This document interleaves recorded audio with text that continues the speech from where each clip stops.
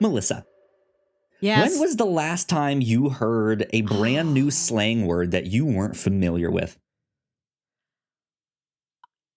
I don't know if I've got one. I'm not exposed to a lot of slang. Typically, when I am, it is like somebody a podcast host in their 40s who is ironically using the term and then explaining it to their other podcast host. What's the deal with this slang term that I hear the kids saying? I don't get a lot of youth exposure. I don't know what the youth are saying. Although I guess slang isn't youth specific. You can be 65 years old and invent something new. What's the hot slang at the old folks home? That's what I want to know. the new slang and the hot goss, right? Right. We got to talk to like our parents who were watching Yellowstone. Like, what words do they use to talk about the hunks of Yellowstone?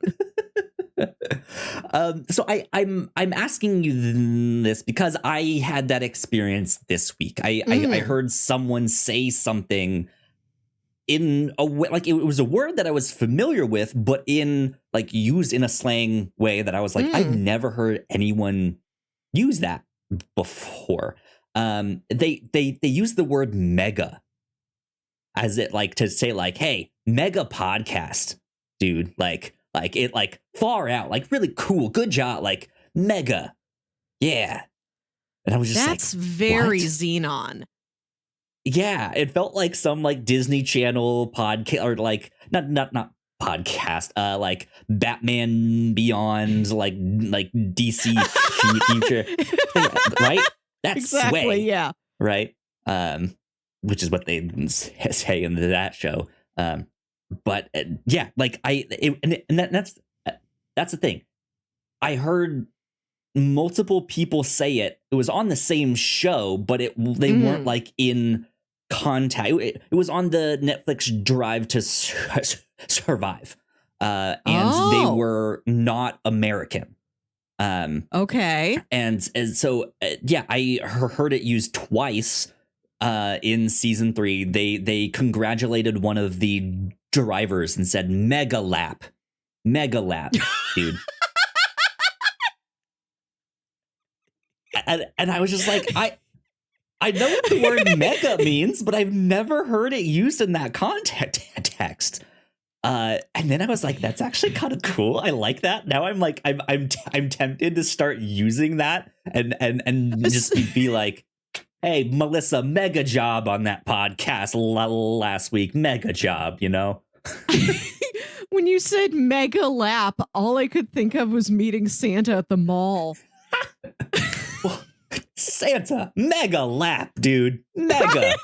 Whose lap is more mega? So yeah, I'm tempted to start using the word mega every so often. I like probably it. won't, but yeah, it was like that's not a bad of the like you used to hear people say like that's far out. Then you heard like that's cool, that's dope, that's mega. We got to start bringing this to our parents. Like, my dad's going to invite me over because he's been barbecuing and he's got meats to share. And I'm going to be like, brisket major, Dad. Major meat, Dad. Major meat, Dad. Mom, that's a mega potato salad. Yeah. Wow. Mega crocheting work there, Mom. Yeah, so there you go. Welcome to our mega podcast. If you guys did not know, this is number 221 of the Whatnauts Captain's Log. My name is Kyle Springer, and I am joined by Melissa Wilkinson. True. Melissa, every week here on the show, we are thirsting for the taste of legend. Yes. What kind of legend have you been getting into this week? Just a local Missouri semi-sweet white wine for me tonight. Mostly a red girl drinking a white tonight. Gotta spice it up. Cool. Good stuff. I only have water right now, but that's it. I did have a Mountain Dew Pitch Black this week. I saw that I don't know if they like randomly brought that back or something, but I was like, oh, I haven't seen these in forever. So I got one. What other Vin Diesel movies should have their own Mountain Dew flavors besides Pitch Black? Oh, like what flavor is Iron Giant? that it has to be like a red and blue. Like what would be red and blue? Would it be like blue raspberry flavor? Maybe. Or blue raspberry and strawberry mixed? Would that be good? No, you know what it is? Since that's movies set in like the 50s, it's like some sort of an egg cream. It's like a weird old-fashioned soda. The egg cream soda. Mountain Dew egg cream.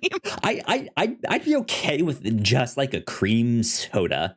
Because that is still, like, it's old fashioned enough. But that's the thing is, like, Iron Giant, like, I feel like egg cream is like weird and bizarre and like, I don't know about that, but that's not the feeling I get from Iron Giant. Whereas just a cream soda, it feels like there's a real nostalgia with that, which there's a real nostalgia for Iron Giant. You know what I mean? There is. Yeah. We should drink egg creams sometime. An egg cream is a cold beverage consisting of milk, carbonated water, and flavored syrup as a substitute for an ice cream float. Despite the name, the drink contains neither eggs nor cream. Weird. Yeah, we'll have to see what that is. We had to do like old time. Get one. Well, we should make them ourselves. We should have like old fashioned soda jerk night on the captain's log. Be our own jerks. Mega egg cream, Melissa. Mega egg cream. Man, way to jerk it.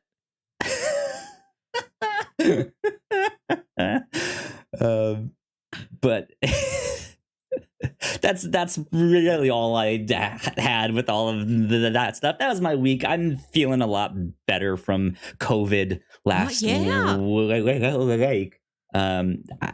I don't have too much else to talk about besides all of the DC Comics stuff this week. Yeah. Did you have anything else that you wanted to kind of do before we dive into all of that good stuff?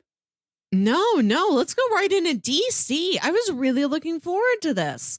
I was waiting yesterday morning because I knew that James Gunn said he was going to give us an idea of DC's future before the end of January. So I was waiting yesterday morning, like, are we going to get anything today? What time? And then like midday, news hits. I watched like 4 hours of like various coverage, various live streams. This really powered me through the workday. All the stuff. DC speculation. Yeah. So I'm looking at an article from Polygon that has a lot of the stuff that was mentioned in some form or another. But it has, let's start with the movies here that they announced. Superman Legacy is number one here. This first one. This one's going to be written by James Gunn himself. And I guess going to be following Superman as he deals with both his like human side and his alien side. The artwork that they used for this was All-Star Superman, which we read on the review show. So this is something people have been speculating. Like, is the artwork that they showed here like clues as to what the inspirations are for these movies and shows? Because All-Star Superman is a great graphic novel. We like I said, we read that on the review show, but that very much is Superman thinking about his legacy. What is he gonna leave behind when he's gone? So yeah, I don't really know much else besides that. We know that Henry Cavill's not gonna be playing Superman this time around. But yeah, thoughts on Superman Legacy? I look forward to this. I like the idea of it being A Superman who's really thinking about his context with the people around him, not just who am I to Earth, but who am I to my Kryptonian parents, to my Earth parents, to my friends here at the Daily Planet. Like it's going to be a slightly like a fairly more a Superman who's really thinking about his immediate like emotional connections to the people around him. Sure. I like that. James Gunn from St. Louis, just as I am, Superman, famous Midwesterner. I think he can bring the Midwestern charm to Superman. I hope so. Yeah, my one hope for this, at least so far, is that this is a joyful Superman. Yes. Like, I don't want this to be like a dark, gritty take on Superman has to like snap Zod's neck and stuff. Like, I want him to be joyful and happy. Even if he is a little sad boy for some of it, hopefully by the end, right, can find that joy in life. And he's just a good old Boy Scout, big boy in blue. Yeah, he's gonna have his sad sit on a roof scene. Sure, Nobody sits on a roof like Superman, but he is gonna fly around to be happy. He will find joy. I believe that for him. Something else that I think is really neat about what James Gunn is doing is like while talking about these movies, he was like, I want to bring in directors on these movies that will give their own artistic style to each of them. So even though it's a big like interconnected universe, it might look different from movie to movie. The characters might be portrayed slightly differently, and I really like that idea. I think that's neat because that's something that happens in the comics too. Each artist draws them their own way, or there's a couple pages from Grant Morrison's Animal Man that I really like, where he gets to meet Superman for the first time, and Superman just comes off like a douchebag. And we know that he has like good reason for doing this stuff, but he can't even make it through the like, hi Superman, my name is Animal Man, I live here, blah blah blah, and he's always like, what was that? Okay, Batman has that. Keep going. What was that? Okay, Diana has that one. What was that? Oh, I have to go. Like he never even got through introducing himself. And I was just like, man, he just made him look like the biggest douchebag ever. Just completely ignored this guy, didn't stop and focus like on this one thing. So it'll be interesting to see different perspectives of these characters. Let's talk about the strategy for this DC slate as a whole. Sure. So they're going to continue with the movies that are currently slated as they are coming out the rest of this year. Shazam, Flash, Blue Beetle, and Aquaman. I think I'm right stating Flash is going to be a universe reset, what we all thought. And then we've got the series of new superhero, new DC movies and shows. And some of them are going to be animated, and James Gunn said he plans for like more animated things in the future with the goal to cast. Oh yes, I did also appreciate how much video games were also mentioned. Not specifically, not any specific plans, but he's like, we really want there to be more consistency between live action movies, TV shows, animation, and video games. He's like, we are going to cast actors who can do the voice acting and the on-screen acting, which I think is a fantastic approach. I think he did do a good job of clearly stating we want this to be more consistent, and when it isn't, we are going to clearly tell you that it's not. We're going to clearly label things as Elseworlds. I like that they are clearly labeling things. And as much as I'm a fan of everything he said, I also see the flip side of the coin now that some of this stuff has happened. There were voice actors on Twitter being vocal about, well, now it seems like I'm never gonna work with DC again, because if they cast someone in live action, they're just gonna do the voice work here. but I'm not an on-screen actor. I only do voice stuff. I will now no longer have the opportunity to work on that stuff. Which I know he said most of the time they will try and get the same voice actors that were the live action. Which on one hand, again, I like that continuity. I think that's a great thing that you can, like, hey, if we can't make this live action, we can also do an animated show. Yeah. Which would be neat. But they're just keep that in mind that there, is a flip side to all of that. Well, I was imagining, I know there are some voice actors who do strictly voice work and they don't do on-camera work, but I know there are some others who've tried some of both. And, this might be an opportunity to get somebody into a wheelhouse they've never been in before, or we can see people who we've never seen before but have heard 1,000 times. I do recognize that there are some drawbacks, but I do. And it did seem like he's like, we're thinking about both of these. We're not going to cast people in live action and then make them do the voice acting also. It's like, we're going to think about, can this person like thoroughly suit both approaches to the character, both formats? Yeah, they're taking a very measured approach, I feel like.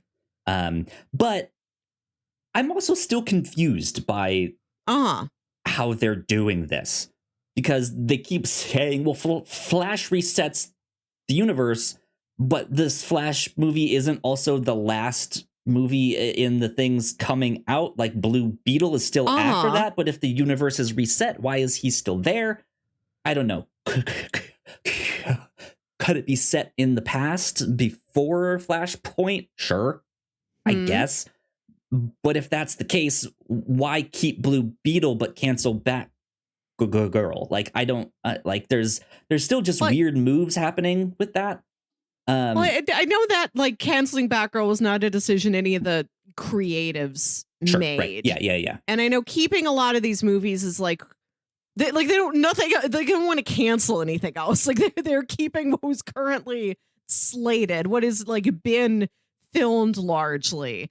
Yeah. And I'm happy they're doing that, even if it is sort of confusing where it's going to fit in. I'd rather have something that's kind of an aberration than, we just lost that movie. We're just not going to see Aquaman 2. We couldn't figure out where it fits in. Like, I'd rather, let's just see it. And if it doesn't work, and we also don't know how it could or could not fit in. Like, we really don't have a lot of context for any of these, it seems. What individual movies are going to be, how they're going to fit into the tapestry that is the slate going forward. So, we'll see if they fit in, and if they don't, a movie got released that a bunch of people worked hard on. Yeah, okay, we'll just live with that plot hole forever. We'll be fine. Beetle. Yeah. To nitpick on one more thing, from what I'm understanding, and I to be honest, this is where I get into like, maybe this is a rumor, maybe I don't know who said this, he said, she said, but it sounded like some of these movies like Aquaman 2 would then lead into things like Batman Brave and the Bold, which we'll get to in a sec here, which I don't think is right exactly. So I don't know where that fits in, but the internet, they'll say things and nitpick, and who knows where the source is.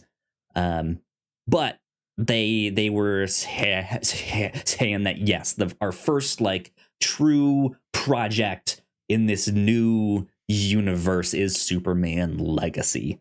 The first film slated for July 11th, 2025. Do you want to do all the films and then go back to the TV series? Yeah.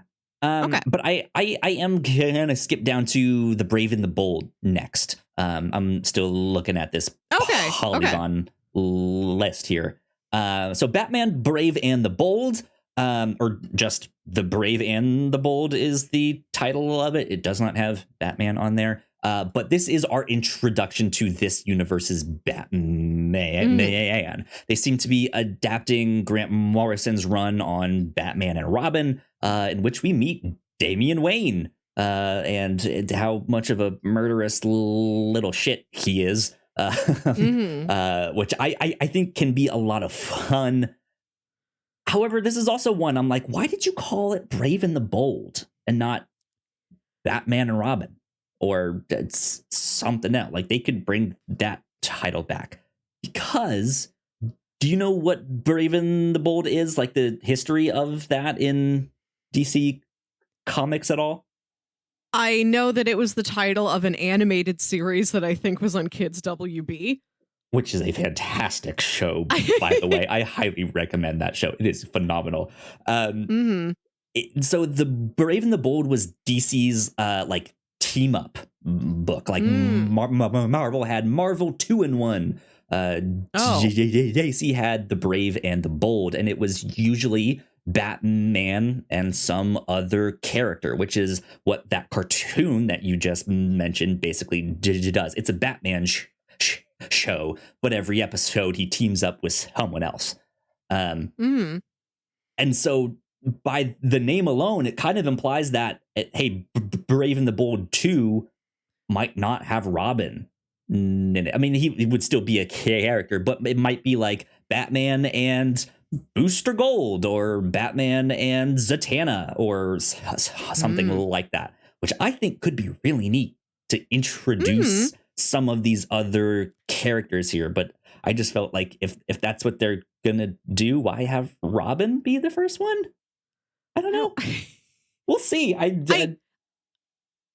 truly have. I wish I knew enough about DC to nitpick anything. I have such little context for DC that I'm just like, oh boy, new movies. I like Batman. This is a Robin I've never met before. I'm nitpicking at the like smallest, stupidest things, but it's only because like I want to know everything. I want to know exactly what they're thinking and planning, and we just don't have all that information yet. So I'm just like, I don't know, what is this? Why did they name it that? It could have been this. I don't know what's happening. See, I recognize when words are from comics, but I've never read those comics and I don't know what they mean in the comics. I'm just like, I've heard those words before. I know some of this. Yeah. I'll say I watched some New Rockstars and some Real Rejects, and I forget who exactly said it, but they were saying that it's a good move to make this the new Batman because this is a type of Batman we've never seen before. The one with the biological son, Damian Wayne, who we haven't seen adapted in live action cinema before. I know who he is. I don't know if maybe he's come up in like those Superman comics we read. I barely know Damian Wayne, but so I'm excited to meet a new one. But I think this is a good move because if you're like, my mom who's got like the barest sense of anything that's going on, at least she can tell apart in her mind, well, this Batman's a dad. The other ones were not dads. Yes. I think that's helpful. Yeah. It's going to be an interesting one for sure. But let's move on to the Authority. Melissa, I'm pretty sure you haven't heard of this before or who the Authority is. I'm going out on a limb here. So, these guys, they were characters from Wildstorm Comics, which is, I believe, used to be an independent thing, but they are currently owned by DC Comics. The Authority was a superhero team that was a critique or a commentary on the DC universe, specifically the Justice League. And two of the little that I know of them is that they see things differently than the Justice League does. I don't know exactly what that means. I think they're willing to do some maybe shadier things than the Justice League is to overall get a net good outcome. But the other reason I know them is Midnighter and Apollo, which was probably mentioned in a bunch of the coverage. Yes. Midnighter is basically their Batman, and Apollo is essentially their Superman character. In the Authority, they're gay. They're partners. Married. They are married, yeah. And so, it is a critique of like, Batman and Superman, they're awfully close. What's happening? What's happening with those capes and those tights, I have not heard of The Authority. Like, some of those names sounded vaguely familiar. I might have seen the name Jenny Sparks once in my life.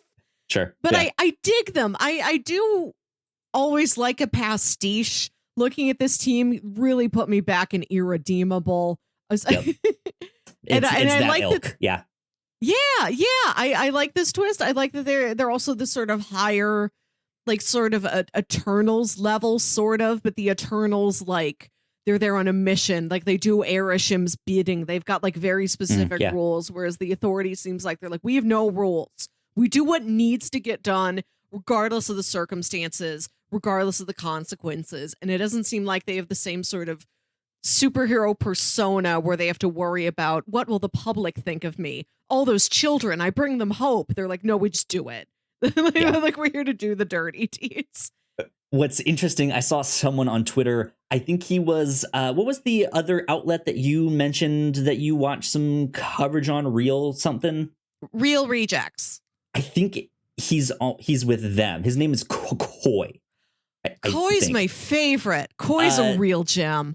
He put out a video that was like, man, The Authority, this is the perfect opportunity for some stunt casting. And I watched this, I saw it, and I was like, oh my God, that's brilliant. This would be an amazing move here. So Apollo, like I said, is essentially their version of Superman here. He has long gray hair, long silver hair. Well, there is an actor who already looks very, very good with long grayish silver hair, who's also played Superman. Cast Henry Cavill as Apollo. And that would be amazing. I saw that and I was like, oh, that's brilliant. If they did that, that would be amazing. So I just thought that was neat. And then I saw, I think it was also Coy, who was like, what's the one dude from Umbrella Academy, I forget his number, the like youngest one who can like 5 blip. The only one that is still a number. Yeah, cast him as Damien, because I also think that would be spot on. Just, ooh, yes, so good. I don't know anything about Damien. Don't know how old he's supposed to be. I mean, this movie wouldn't get filmed for like several more years. Yeah, well, that's the thing. I don't know what age they will place him at in the comics when Batman finds out he has a son. Long story short, Damien is the kid of Batman and Talia al Ghul, Ra's al This much I daughter. know. Yeah, I'm at least that smart. Yes. And she had him without Batman knowing, and raised him to be an assassin in the League of Shadows. And just when he was 8 years old, one day was like, surprise, you have a son. Peace. And then just left him with this son. And so he makes him Robin, but Robin just wants to kill everyone. Like, that's like, why don't we just shoot them? Why don't we just stab this guy and slit his throat? And he has to be like, no, don't do that. We don't do that. We have a code, young man. Yeah. You will not, you need to obey me. So when he gets him, he's 8 years old, but that's the thing about 5 in Umbrella Academy. Yes, the actor is a little older, but like the outfit and the way he plays the character is meant to like look like he's a little bit younger on the younger side. I just think he has the right know-how and demeanor to play Damien. I understand the energy. I do. Yes, yeah, it's exactly that. I look forward to these. These are exciting. And 2 more films on the slate. We've got Supergirl, Woman of Tomorrow. This is a run by Tom King. The King. Tom King. Yeah, who I just read on this the book. Vision. Good. Oh, Yeah. this came up recently in pitches. I don't remember when it was. I don't know if this is when I pitched you DC Comics and we read Starfire, which is not paid off. This has, I am familiar with this. This came up recently and one of us did not pick it. But now I do wish to return in my own time. Yeah, I read this in my own time on the DC Universe app. I had been waiting for the entirety of the book. It's only 8 issues, if I'm not mistaken, 8 or 10, I think.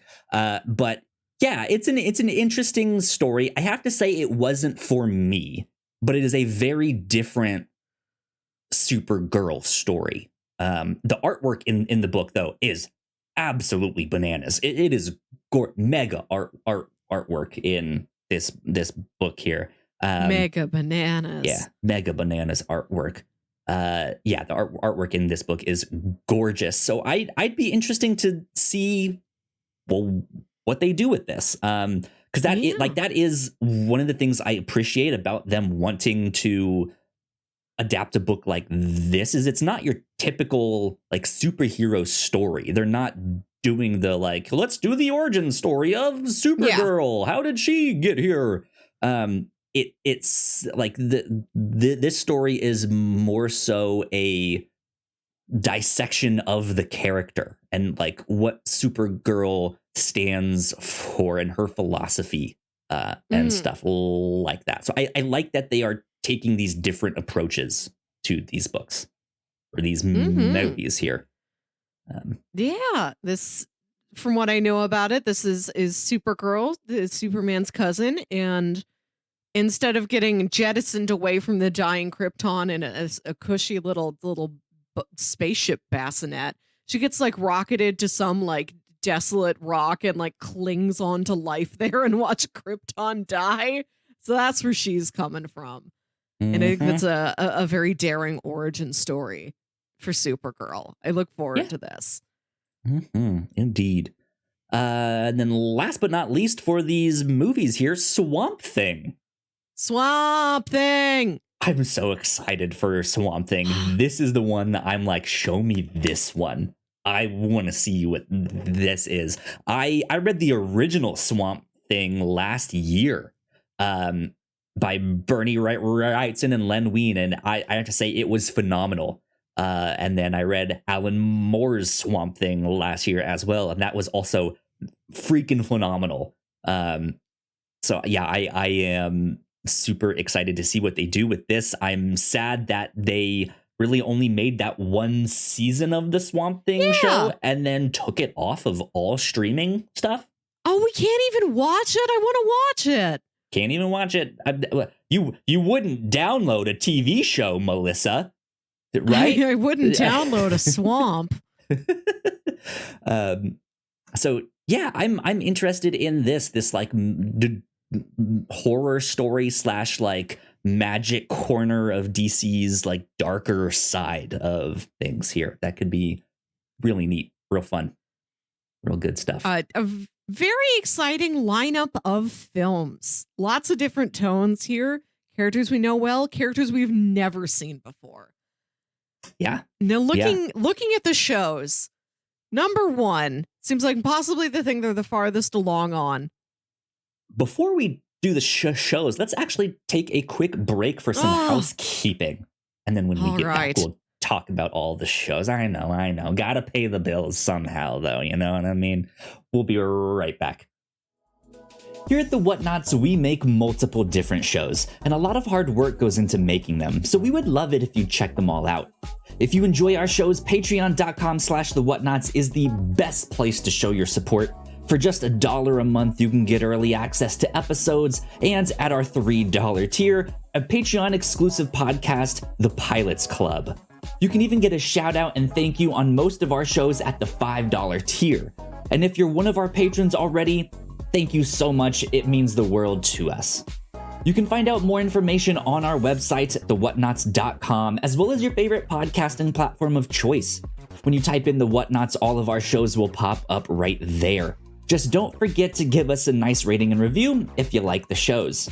You can also find us on YouTube and Twitch for video versions of the shows, trailer reactions, and live streams. And lastly, we have merch. If you want to grab yourself a shirt or a hoodie or a mug or something else, head over to the whatnauts.com/store to pick up some merch today. And we are back. A big shout out once again to all of our Patreon supporters. Thank you so much. Thank you. The cool things that we've been up to here at the Whatnauts. Melissa, you and I just recorded our Patreon Pilots Club episode on Puchinsky, which will be available in February. Today is February 1st. I keep forgetting that. Right? Yes. Today is February 1st. It is February 1st. Oh man, how does time work? Yeah, so Puchinsky will be up very soon here for the $3 tier. It is the premiere cop reincarnated as a dog television show that never got made into an actual television show. We had a blast talking about that one. So be on the lookout. Go check that out. Melissa, this past week on the review show, you and I got to dive into the first 3 Fast and the Furious movies. Yes. This was a blast. We'll be talking about the rest of the Fast and the Furious movies over on the review show at the end of each month for the next couple months, leading up to Fast 10. Fast X? I'm not sure how we're supposed to say it. But we just got a new poster for Fast today. X. Yeah. Yeah. The end of the road begins. Indeed. We're supposed to get a new trailer for that one in the near future. Super Bowl? Probably. I would imagine so.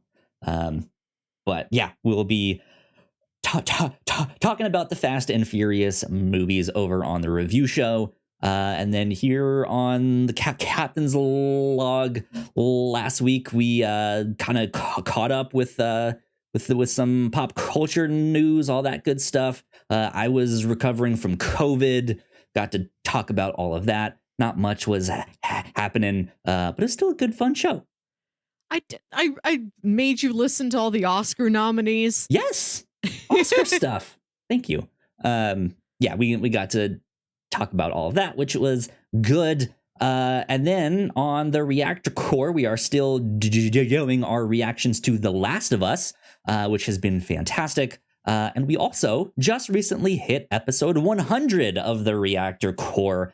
So we did a special podcast for that one. You guys can go watch that on YouTube or as a podcast, in which we ranked all of the movies that we have ever covered over there on the Reactor Core.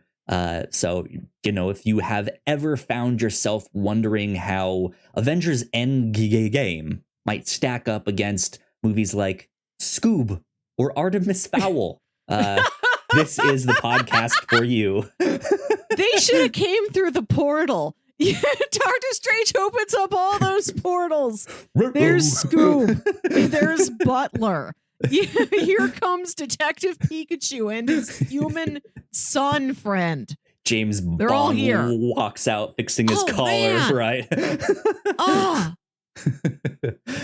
Yeah, we had a blast on that one. And it's just James Bond. Yeah, we had a great time on that. Ignacio joined us for that one too. We had a blast.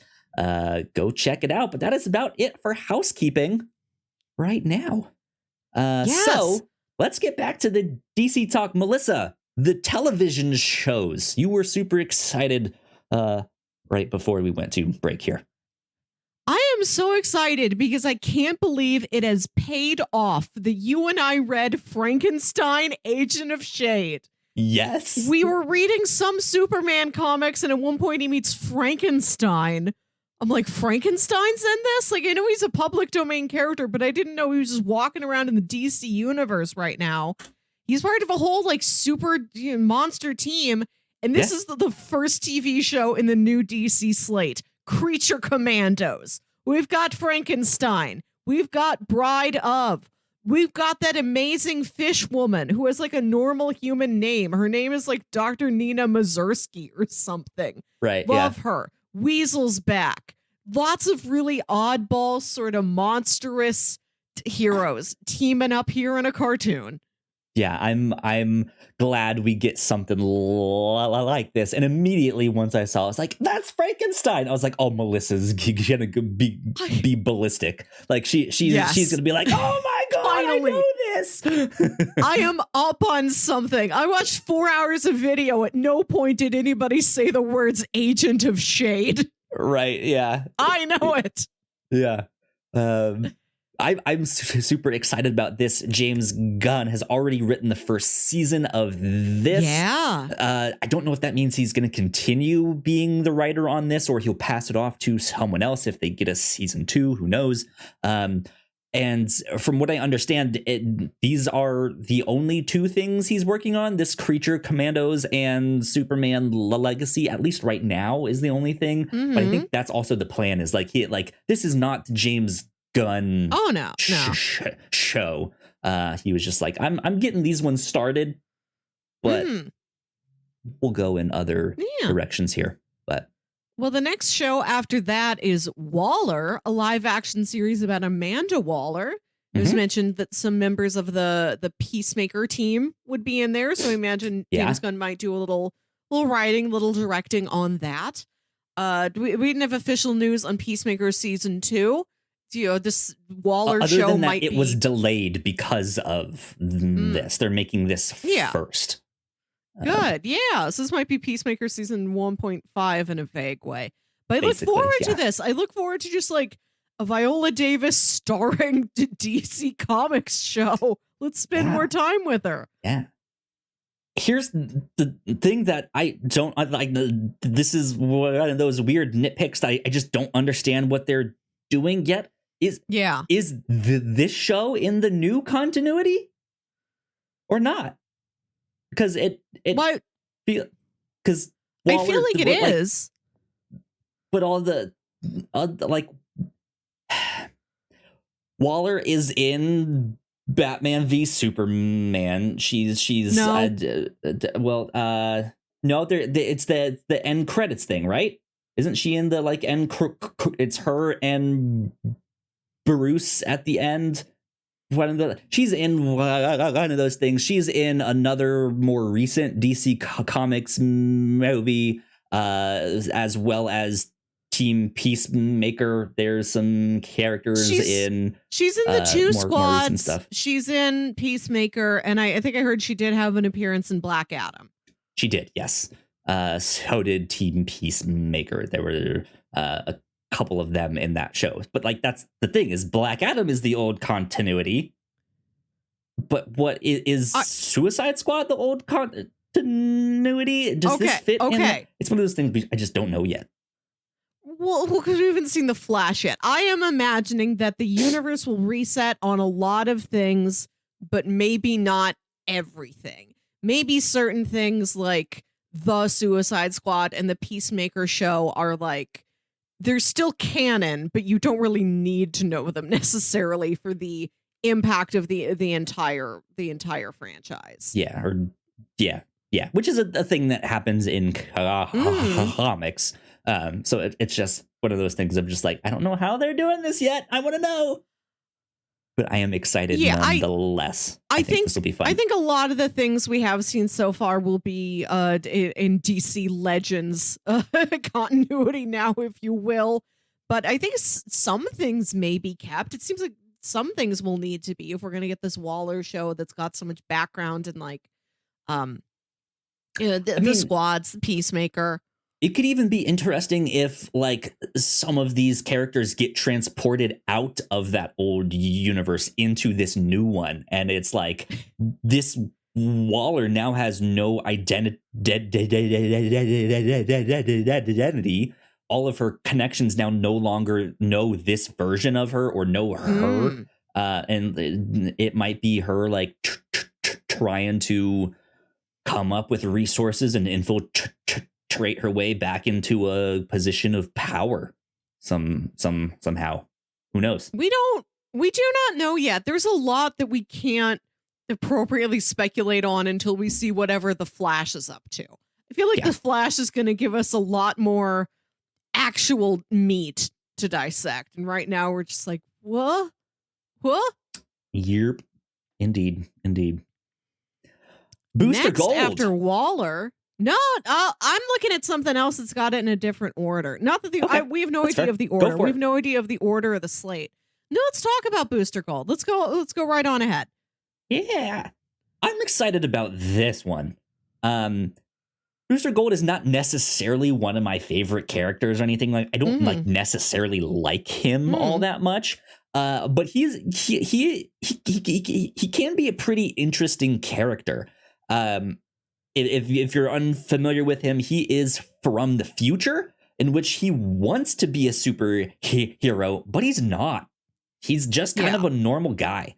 And because he's from the future, he goes back in time with a bunch of these future technology that is just, seems like magic and superpowers to us. And in the past to him, but our present, he's like, you know what? Using all of this tech, I can be a superhero. And he wants to think like he's the greatest. He's so good. Everyone likes me.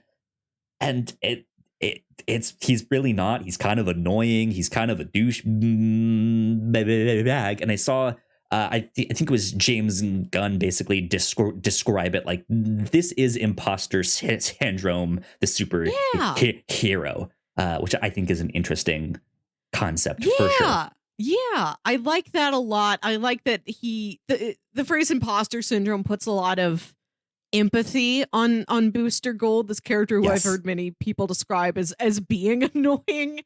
And I like that he could be somebody who's kind of annoying in a way that a lot of people are like, oh, I'm that sometimes. We've all been Booster Gold. There's a little Booster Gold in each of us. There it is. About.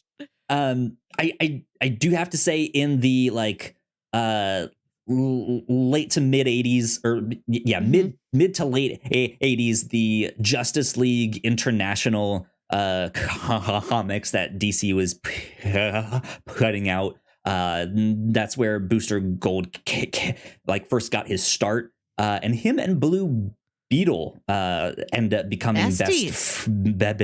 Yeah, and they are like the comedic relief of, I mean, that whole comic is kind of a comedy, but they are like definitely the comedic relief of that, and they're pretty great together. So maybe one day on the review show down the road, we'll have to read some Booster Gold or some Blue and Gold and get some Blue Beetle in there too. So yeah, I know my brother Jams likes these too. I don't know a lot about him personally. Look forward to learning. Absolutely. Oh, next, let's talk about Paradise Lost, because I want to end on lanterns.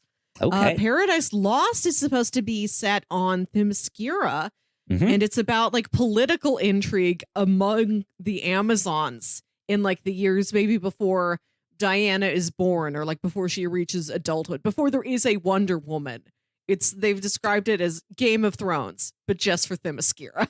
Do we know if this is actually before Wonder Woman is I remember hearing that it was sort of a prequel. A prequel indicates that it's coming before a specific story. Like, I don't know if it's supposed to be like, hey, it's supposed to line up to the old Wonder Woman movies in any way. But I do remember hearing it is set in earlier times, before there is a Diana, really. That's also the thing with that island, is like, even in modern day times, if you were to go to that island, it seems like ancient Greece. Yeah. Right? The ancient Rome. So like they could still have that set dressing while still being in modern day times. Regardless, like even if Wonder Woman is alive, like politically speaking, she is also kind of their emissary to man's world. So like that could be part of the drama, is that like stuff is happening back at her home, but Wonder Woman's not there to like deal with it, or can't get there in time, or is off world. But that's also it's not a Wonder Woman show, which I like. Yeah. I like that they're not focusing on Diana.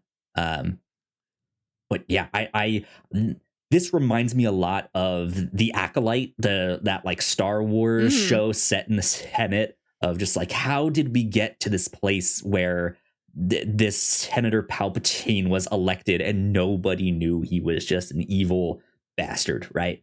I kind of like that there is stuff happening of maybe it's different clans within Themyscira, different tribes, or maybe this is more of like you said, it's set in a time much farther back, and so Hercules ends up showing up, and or I think in DC he goes by the name Heracles. But same thing, right? Like, it just like, maybe there's that they're trying to be conquered, or not trying to be, but they are being conquered, or something like that. I don't know. I'm honestly stoked. Like, and like, this sounds so exciting, even if none of that happens. If it is purely the Amazons on the island, no outsiders, no interlopers, no conflicts outside of Themyscira. Even if this was entirely in like one council room, this looks so exciting. Yeah. I'm super stoked about that one. I think this is the thing that was announced that I am maybe most excited for. Because it's just, it's not about a specific character. It's about the world, right? I like that a lot. I think they've got a really good variety of different tones here. They've got things that are really character focused, and like this, things that are more focused on, well, you know, these characters as a group, you know them as a set piece, sort of. So let's really get to know the Amazons specifically. Yeah. Let's see how they work. Finally, I've been waiting for a while to get some good lanterns, and we have the live action series Lanterns, where Hal Jordan and Jon Stewart team up, and it's been described as True Detective-like. Yes. They say an enormous TV event series, a dark mystery, hard sci-fi. Yeah, I'm stoked about that one. The artwork that they used for this is from Green Lantern Earth 1, which is the Earth 1 series are kind of a series of graphic novels. They don't come out in single issues, but it'll be like a volume at a time of different characters. I know they have a Wonder Woman one, Superman, Batman, Green Lantern. I don't know if they have anything else, but they have a few volumes of each of those, I believe. But it is taking place on Earth 1, which is a different Earth than like the main DC continuity in the comics, I should say. So I actually haven't dived into any of those. That's like, those books are one I've been wanting to bring onto the review show at some point. So this might also end up on the review show. We go read Green Lantern Earth 1. I've never read any. Yeah. So I'm excited about this because dark sci-fi mystery events that like sounds good. Sounds right up my alley. Yeah. Right. I'm happy we get both Hal and Jon. Yes. You can have two. You can make them investigative partners. This sounds great. I'm excited for this. And I have learned to understand what True Detective means as a reference point, but I've still never seen it. So that's something I'm going to have to pitch to you on the review show, is season 1 of True Detective. It's a great show. Great show. It's what everybody says.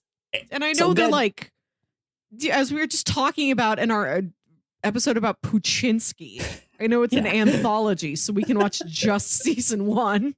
Yeah. Man, yeah, I'm excited for all of this stuff. No real announcements yet for video games, like we said. It also doesn't seem like this is all of the stuff. Yeah, like we didn't get like any real official words on when Peacemaker season 2 is coming out, or what that might look like, or about that Penguin/Gotham City show. We did learn that the Batman 2 is tentatively titled The Batman Part 2, Roman I am about numerals, that. and Yeah. is currently slated for October 2025, which feels so far away. Yeah, I'm wondering what they're gonna do with that the Batman universe. If those spin-offs are still going forward or not. I know that they have kind of left it alone and been like, you can still do your stuff. But I guess there just hasn't been updates. So this is something I've learned over like the last year watching these big franchise announcements, is that if they don't talk about things that are just still holding steady, like, yeah, it's still on the calendar, we don't have anything new. Like, they do these big panels and these big announcements for like, here's all the new stuff. And then if they don't mention the thing that's just still holding steady, everybody's like, you didn't mention it. Is it still alive?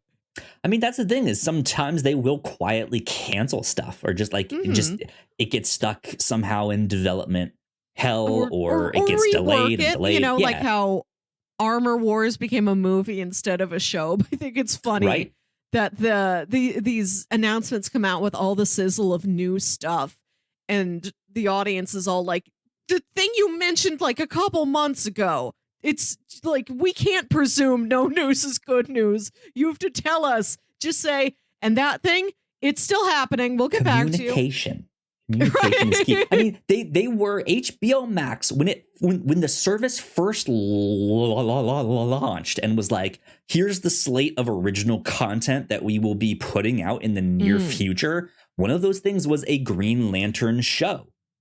Yes. And then nothing. They never mentioned it again, and it never came out. And then now we have this one, which, is it a rework of what they were gonna do over there? I don't know. Then they, I think of that. I don't remember. Well, I don't want to say that Green Lantern show was never mentioned again, because I think we talked about it here on the show when they announced like the Green Lantern show will be following God, what's his name? The Green Lantern that no one likes. Guy Gardner. And everyone was like, ooh, that's not a like. He'd be fine to be a character that's in the show, but to have him be the lead, I don't know. And then I think they slowly backtracked on that and was like, actually, it's gonna be about Jon Stewart. And everyone was like, okay, that's good. I'm interested. But then, yeah, like that was back that, like that was the older show. So who knows? Always good to have communication, though. Just updates. We just need there to be like, just put a candle in the window. You know, if something is still in development or not. That's all we want. We just want to see a little flame. 1 if by main continuity, 2 if by Elseworlds. Yeah. So yeah, I'm super stoked about all of this stuff. I hope it turns out good. I hope it's fun. Yeah. I can't wait. I'm stoked. Yeah, this is very exciting. Like I said, even me knowing fairly, I feel like I know more about DC than the average person, but far, far less than any comic book person you talk to. Like I said, I've heard the words The Brave and the Bold before, but I don't know what they mean. Yeah. There's a lot for me to get excited for here. We've got a variety of different protagonists. Some we know, some are more obscure characters. Some are things like Paradise Lost, where it's like, which of the Amazons might this be? Lots of tones, lots of formats. I like that we are getting like an animated thing specifically on here. So far, it looks like Creature Commandos is the only thing specifically slated to be animated, except for like Teen Titans Go, which is just continuing as it has been. Just Teen Titans Go. I like the implication, like more animation could be coming down the line. You've got video games. I know there was some like DC, like Harley and Joker, like audio drama that came out on Spotify this week. Maybe we could get like a main continuity audio drama at some point. That would be fun. There was some Batman related Yes. audio drama. Yes, the one with Winston Duke. Yeah. And Yes, then there's yeah. Batman the Audio Adventures on HBO Max. Like the DC universe has been doing the audio stuff lately, as has Marvel. We listen to Marvels over there. I want one of these to be main continuity just once, please. Yeah. Well, that's kind of about it for all of the announcements and stuff. Yeah. But I do want to end on a lighter, funnier note. Melissa, I saw this past week, and I immediately was like, "Oh, this is like two Melissa things mashed into one." Yes. The artist Bruce McCorkindale made this art that was a mashup of the Batman and the Muppets. Yes. And I'm pulling it up on screen here, and I just think this is fantastic. I love the imagery of Bunsen wearing the like cold weather combat mask that the Riddler wears. It's so funny. It's hilarious. But like now I want this, or like I want the Muppets to do, like, you've seen those videos online that are like the plot of something explained in 2 minutes, right? Yes. I want that stuff, but I want it to be the Muppets explaining this stuff. So like explain the plot of the Batman, but it's the Muppets explaining that, right? Like, this is what they need. They need to figure out which Muppet, like in continuity, in characterization, would love whatever this new hot thing is. Like, maybe it's just Scooter explains Dune to you. Like, they're like, Scooter would be really into Dune. Before Dune 2 comes out, here's a 5-minute video where Scooter recaps what happened in the first Dune movie. Yes, I would love that. It'd be so funny. So I just was like, you know what, we have to have this artwork here on the show. It's fantastic. Did think a lot about like which Muppet would be which character. I feel like Kermit's got the steadfastness of a Commissioner Gordon. Rolf is like an Alfred. We maybe next week we mash the Muppets up with some other franchise, like the Muppets meets Fast and the Furious. When we're done, when we've watched them all, we will assign them. True. Yeah. So there you go. Some good fun in the DC universe this week. But that is about it for our show. Melissa, where can the people find you on the internet? You can find me on Twitter and Instagram at WilkyWit. That's WilkyWit. And listen to my other podcast, Saturday Morning Obscurities, show where me and my brother Jams talk about weird old kid shows you feel like only you remember. There you go. You guys can find me at Yo Kyle Springer. And if you would like to stay up to date with all of the stuff that we do here at the Whatnauts, of course, we are at the Whatnauts. So please go like, share, and subscribe. That would help us out a ton. You guys know the deal with all of that.